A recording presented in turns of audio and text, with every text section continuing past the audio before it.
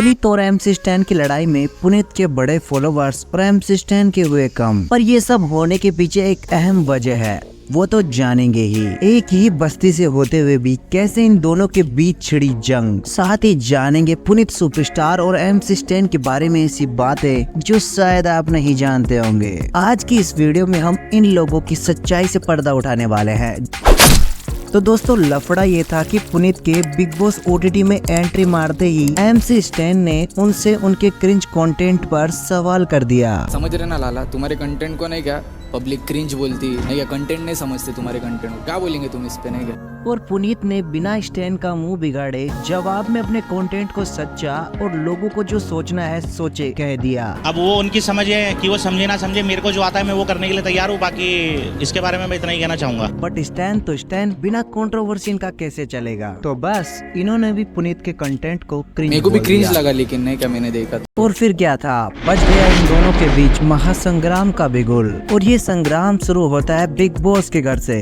पापा कहते हैं बड़ा नाम करेगा, पुनीत हमारा ऐसा काम करेगा। पर पापा ये भी ना जाने कि पुनीत ने 24 घंटे में घर से बाहर की टिकट कटा ली। असल में कोलगेट के फेस वॉश की तरह मुंह पे लगाने और हैंड वॉश से नहाने के बाद पुनीत को घर से बाहर निकल जाने की वार्निंग मिली थी। फिर क्या था, पुनीत बौखला उठे और इसके बाद गेम सिंपल था। बिग बॉस ने बाकी मेंबर्स की वोटिंग ली, सब पुनीत के खिलाफ बोले और पुनीत बिना टास्क घर से रफा दफा हो लिए। नल्ले बेरोजगार छपरी, ये सारे आजकल के नल्ले बेरोजगार छपरी भिखमंगे चोर चेपकतरे और साले। लोड का हर दूसरा वीडियो ऐसा ही होता है। या तो वो गाय की जगह सुअर को खाना खिलाते हैं, तो कभी वो लोगों को रोस्ट करते हैं। और अगर आप सोच रहे हो तो इसके अलावा वो क्या करते हैं, तो भाई लोग यही इनकी रोजी रोटी है। जहाँ टिकटॉक बैन होने के पहले ये 25,000 वीडियोस तक बना चुके हैं और अब इंस्टाग्राम पर 27,000। तो भाई लोग ये कोई नल्ले बेरोजगार छपरी नहीं है, वो बर्थडे, एनिवर्सरी और इवेंट्स में जाकर अपनी कमाई कर लेते हैं। वहीं दूसरी ओर है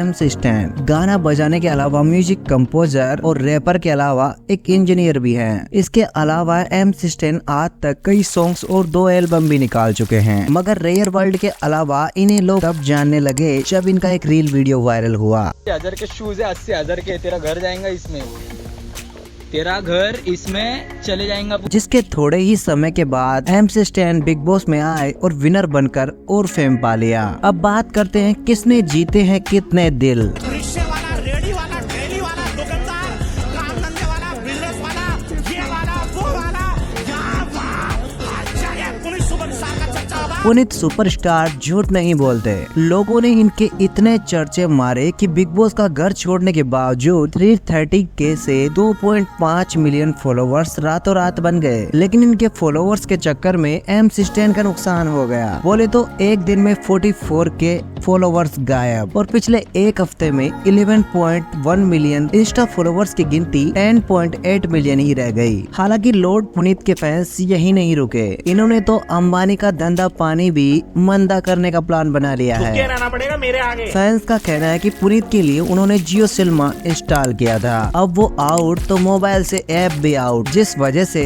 बिग बॉस से पहले जियो सिनेमा की रेटिंग 4.3 थी और अब रह गई 2.0। मगर इसके बीच हैरान कर देने वाली खबर तो खुद पुनीत ने दी। लक्ष्य चौधरी के ब्रॉडकास्ट में उन्होंने बताया कि उन्हें स्टैन का पर्सनल मैसेज आया। स्टैन को उनके कंटेंट को क्रिंज बोलने के लिए कहा गया था। मैं तो तुम्हें सपोर्ट कर रहा था, मुझे जो चिट्ठी दी गई थी मुझे उसमें ये बताया गया था कि भाई तुम्हें ये चीज बोलना है जब पुनीत सुपरस्टार आएगा। और पुनीत ने तो ये तक कह दिया कि उन्हें निकालने की साजिश थी। जानबूझकर मेंबर्स का वोट लिया, जनता का नहीं। जनता का वोट उन्होंने इसलिए नहीं लिया ना कि उनको पता है पुनीत सुपरस्टार के साथ पूरा हिंदुस्तान है, पूरी पब्लिक। इस दिल जीत लेने वाली बात पर आप लोग क्या कहेंगे। अब बात करते हैं बस्ती का हस्ती। अब कोई स्टार होगा तो उसकी स्ट्रगल स्टोरी भी होगी और इन दोनों की भी है। MC स्टैन 12 साल की उम्र से कव्वाली गाते थे और फिर Eminem से इंस्पायर होकर इन्होंने उनके गानों से खुद का नाम MC कर लिया और कई सालों के बाद ये वाटा एल्बम से फेमस हुए। और उसके बाद तो इनके ये गाने हर गली मोहल्ले में बजे। जहाँ एक तरफ स्टैन फेमस हो चुके थे, वहीं पुनीत ने अपनी स्ट्रगल स्टोरी शुरू भी नहीं की थी। पुनीत का करियर 2019 में टिकटॉक से शुरू हुआ था, लेकिन कजन से इंस्पायर होकर हजारों वीडियो डालने पर भी जब इनको लाइक्स नहीं मिले तो इन्होंने कुछ अलग करने का ट्राई किया। और बस एक वो दिन था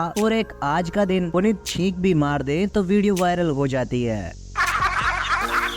यानी किसी का स्ट्रगल पहले शुरू हुआ तो किसी का बाद में, लेकिन स्ट्रगल दोनों ने ही किया। नाम और शोहरत की। विटॉन का जैकेट 4.5 लाख एंड विटॉन का टी शर्ट 2.5 लाख। और ये तो बस शुरुआत है, 80,000 के जूते भी बाकी हैं मेरे दोस्त, क्योंकि 1.5 करोड़ का पेंडेंट, ब्रेसलेट और अंगूठी और 5 करोड़ की 2 कार भी इनके नाम हैं। और इसी वजह से स्टार कम रैपर MC स्टैन की टोटल वर्थ 15 से 20 करोड़ है। पर ये पैसा आता कहां से है? वेल, स्टैन का 125 लाख का होता है। यूट्यूब से हर महीने 1 लाख तो मिल ही जाते हैं और ऊपर से बिग बॉस के घर में पर वीक 7 लाख, यानी 18 हफ्ते के 1 करोड़ 26 लाख बने और ट्रॉफी और प्राइज भी मिला। पर इस मामले में पुनीत का गेम थोड़ा कच्चा है। किसी वेबसाइट पर इनकी नेटवर्थ 25 लाख से 10 करोड़ दिखती है तो किसी पे 1 से 2 करोड़। इसके बावजूद पुनीत अपनी सच्ची नेटवर्थ नहीं बताते। उनकी अर्निंग का बड़ा सोर्स सोशल मीडिया तो है, पर बर्थडे विश करके 1 से 6,000 कमाने की न्यूज आपने जरूर सुनी होगी, लेकिन सबसे महंगा है इनका इंटरव्यू, 25,000 ओनली। और फिर भी कहते हैं कि कार की किस्त नहीं भरी जा रही, यानी इनका प्रयास तो जारी है, बस तिजोरी भरने की देर है। कंट्रोवर्सी के सरताज। ये है ना, गानों में इसके गाली गलौज अपशब्द यूज हो रहे हैं, ये सिखाएगा हिंदुस्तान के बच्चों को। ये तब हुआ जब इंदौर में स्टैन के कॉन्सर्ट में बजरंग दल वाले घुस गए थे। पर कंट्रोवर्सी में हमारे पुनीत भी पीछे नहीं है। भरी दोपहरी रास्ते के बीच हार पहनाकर पीटा गया था पुनीत को, लेकिन असलियत कुछ और है। इस वीडियो में दिखने वाला ब्लू शर्ट का आदमी पुनीत का अजीज दोस्त है। मेरा दिल्ली कनाट प्लेस के चाहने वाले तो दोस्तों छोटा शाहरुख भाई, मानव ढींगरा भाई, दोनों भाई स्टार रह चुके हैं। ऐसे ही लफड़े करते हुए बिग बॉस के घर पहुंच गए। समाज सेवा की 8.5 लाख लोगों से भरा पड़ा दुनिया का 5वां भीड़ भाड़ वाला इलाका धारावी है, और अब इसे सुधारने की जिम्मेदारी स्टैन लेने की सोच रहे हैं, जहां अब वो अपने जीते हुए सारे पैसों को बस्ती की हस्ती में लगाना चाहते हैं। पर लॉर्ड साहब थोड़े हटके हैं, जहां वो अपनी 90% कमाई का हिस्सा गरीबों में बांट देते हैं। जो मेरे पे 80% जो कहीं से मेरे पे पेमेंट आती है ना, तो मैं उसको गरीबों में मैं अपने खाना खिला देता हूँ।